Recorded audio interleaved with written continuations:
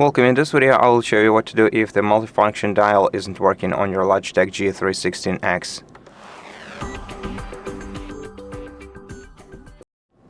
So if your dial isn't working, make sure that you are using it correctly. Now by default you should be able to change your sound volume, rotating this dial clockwise or counterclockwise.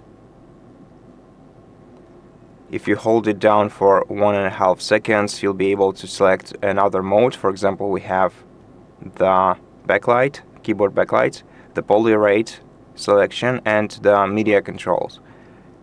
To select one of these modes, short press the knob, and then you'll be able to adjust the value for it by rotating your knob clockwise or counterclockwise. To go back to the previous mode, hold your knob down for a couple more seconds and select the previous mode.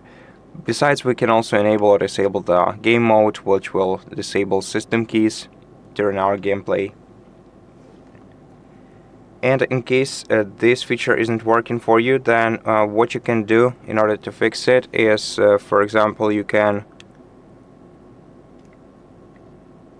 check your cable.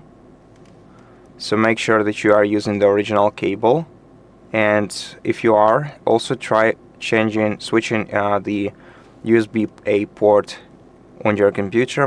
Try connecting your keyboard to a different USB port. And if this isn't gonna help you, try updating software for your keyboard. To do that, we have to switch to our application, G Hub application. Make sure that you have it installed. If you don't, you can check the other video on our channel where we explained how to install this application step by step. In this application, you're gonna have to first check for updates for the entire app by going to this gear icon on the dashboard, then going to updates and checking for available updates. And if you don't have any, then go to devices, select your keyboard. Go to the keyboard settings by clicking the gear icon in the top left corner. Go to the general updates and see whether this update is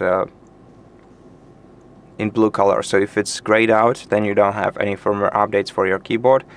If it's the blue color, you can click it and update your firmware and then restart your computer to apply changes. But if after doing all that your dial key or your knob still isn't working, you should definitely reach out to Logitech customer support service and most probably get your keyboard replaced or repaired in the service center. That's basically how you do it. So thank you so much for watching this video. If it helped you, please consider subscribing to our channel, leave us a like and a comment below, and I'll see you in the next one.